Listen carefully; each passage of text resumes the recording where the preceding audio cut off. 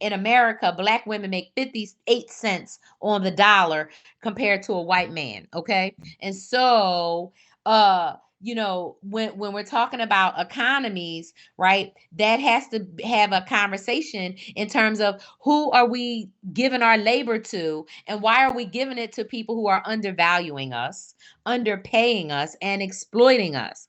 That's first and foremost. And so if a person is well off enough that they have a mobile phone or a computer, and they're savvy enough to know how to use those things, they are part of the knowledge economy, and they should monetize their knowledge, right? And get that going. Because literally, as long as we stay on corporate plantations, as long as we stay on, you know,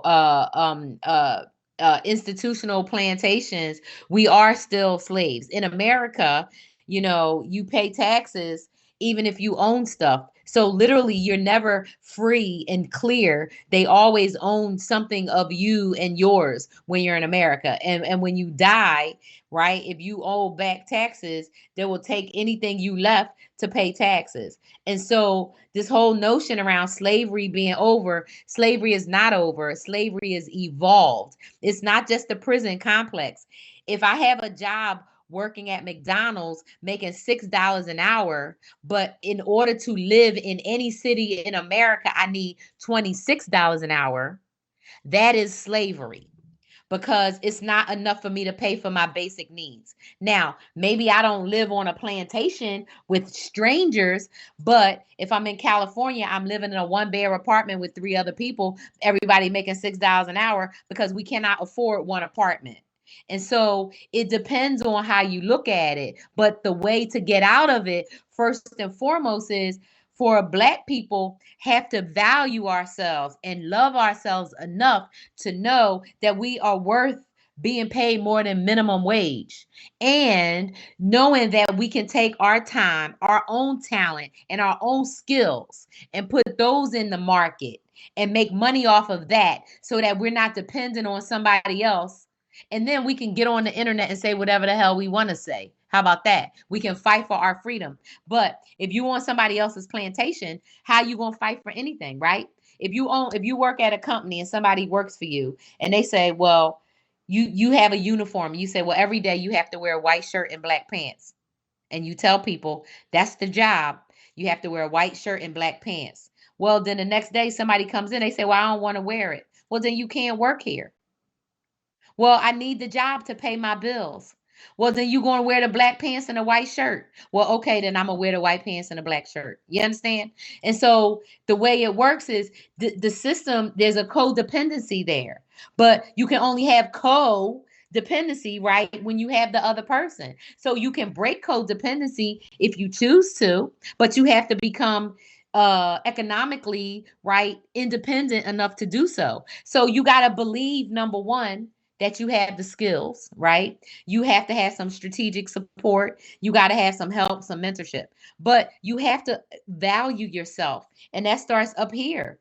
And if the messages that you've been given for centuries that got passed down genetically, right? And through every message that you're not good enough, you're going to struggle with it. And so I'm here to tell Black people you are good enough. You always was good enough, and you never needed anybody to tell you anything different. However, the conditioning has got us all messed up. So unpack it for yourself and choose differently, right? Because we have that freedom. And so you always got the freedom in your mind. And so my thing is, go with that, use that, and let that be your first step forward. Oh, right. That's important. That sound very have to do with a lot of mindset now, and that of course brings me to what you do. You're a radical mentor. You are a radical resort mentor in that this is actually where you spend your time, right? I want you to Yep. tell me about that. What do you do in this area? I love talking about being a mentor, because I never really thought that, like, that it was like a job. like like it's always been something I've done. Like, I've been a mentor, probably since I was 12 years old, but formally, you know, uh in the last year and a half. And so as a mentor, what I do is I help people through what I call rolling results mentorship, which is an evergreen group coaching type of mentorship. So each person, right, in the mentorship has their own unique uh goals that they're working on, right? They have their own background, they have their own experience, and they have their own expertise. Well, because I'm a people oriented person, because I have 30 something years as a change manager, as a business consultant, right? And as a team leader and advisor, what I do is help people thrive and grow, right, through advice, through guidance. And the way we do it is we use specific tools, we use specific techniques, and because it's a rolling evergreen mentorship, right, people get to join, right, at any point in time, and you start where you are and we grow together. So you grow individually, right, because you're working on the thing you may be focused on, but then we're growing as a cohort, we're growing as a community. And so my community is a community of leaders that want to go from leader to legend, that want to level up. And so some of the things that we do, are we have weekly learning labs where we go into a deep dive topic around leadership. And I really like to focus on, individual practices and things that we can put in place. We do other things, right? Like have symposiums and conversations on topics such as unpacking anti-blackness, right? Such as, well, what does leadership really look like at this moment in time? And because my company, like my vision and my overall thing that I want to accomplish is really alleviating anti-blackness, everything has that lens of looking at it from the perspective of how are we approaching this? Are we approaching this in a pro-black way? So that means, how is what we are doing going to impact Black and Indigenous people? How is what we're doing, right? How are we thinking about it? Because we know our conditioning and the way things are now are very white centered and Eurocentric, right? So, what does that look like, right? To have a Black centric view? What does that look like to be looking at things with an Afrocentric view, right? And so, putting everything through the lens of alleviating anti-blackness, focus on proactive pro-blackness, right? So that nobody gets left out. Nobody gets left out when we focus on making sure that the needs of Black people are met. We wouldn't have all this poverty if we focused on making sure that Black people's needs were met. We wouldn't have this inequality if Black people were considered, right, as equal parts and members of the society like all the other people of different ethnic backgrounds. Thank you for that. All right, now and tell me more about your mentee, the people that you are helping. What kind of challenges are they having? Of course, by challenges now we're trying to look at, because they are a kind of a representative of the community. So by understanding what kind of challenges they have, maybe we might get to understand more about the community. So tell me more I about love that. it. Yeah. So, for example, so one person in the community is a young woman.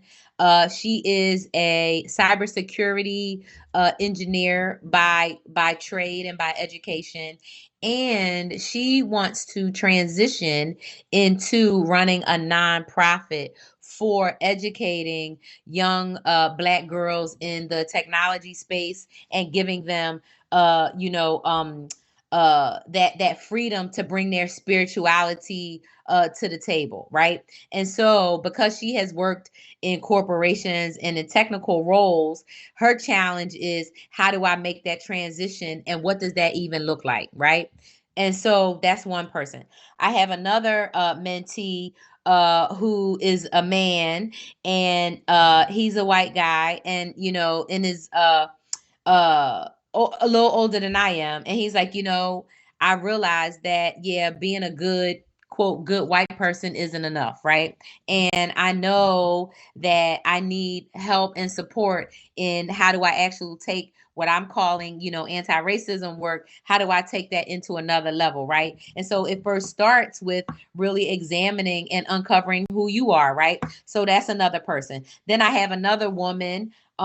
She is a couple years younger than me, so late 40s. She is a career uh, uh, uh, manager, technology within the technology space, but focused on people skills, right? Soft skills. What she wants to do is gain the confidence and the clarity to really go out on her own to run her own consulting business, right? Because she has like 20 something years in a very strategic field that needs a lot of right now. I mean, this field is jumping, right? So she's another person, and what we're working on is, okay, where do you want to go in the next 3 to 5 years? Where do you want to be? But what do you want to really narrow down on? So who are your customers? But even before that, you're talking about you feel like you have a lack of confidence. So let's talk about where does that come from, right? So we might do a one-on-one for 15 minutes and we talk about, okay, talk about this confidence thing. So let me talk for a second about the delivery method. So I'm super excited that I think next week, but if not next week, the following week for sure, my app, which is called Radical Change, is going to be on the apps in the App Store, Google Play, and the Apple App Store. Um, and that is the app in which I use to interact and work with my mentees one on one. So we do video chat on that app. We text. We do documents. I share documents. I do training through there. And so it gives people that opportunity, right, to have basically any device access, right? So they could be anywhere, any device, and we can still connect and work together. And so, if I think about, I'm so glad you asked me about like some of my clients, right? My mentees, those are the top three, the first three that came to mind, because when I see their faces and I picture their journey, they're all in different places. And so it's going to be super exciting, 45 days later and 30 days later. And, as time goes on, to see how everybody grows and thrives. So the next opportunity, right, that people have to learn and find out about the mentorship, they can go to rollingresultsmentorship.com, right, and learn about it there. But, right, I do master's classes and other things where people have the opportunity to learn, but they can always just literally go to vondapage.com and click on change management or a consultation and connect with me, and we could talk about where they are in their journey. The great thing too is having that community, where it's not just me mentoring people one on one, it's in a group setting. And then we also have that one on one. We also have, opportunities for, whether it's like a deep dive, into something, or somebody wants to ask a quick question.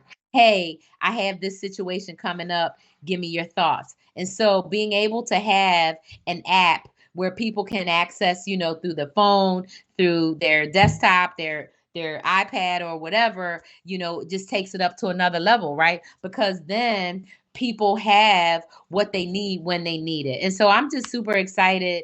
And, thanks so much for asking me about it and giving me the opportunity to share it.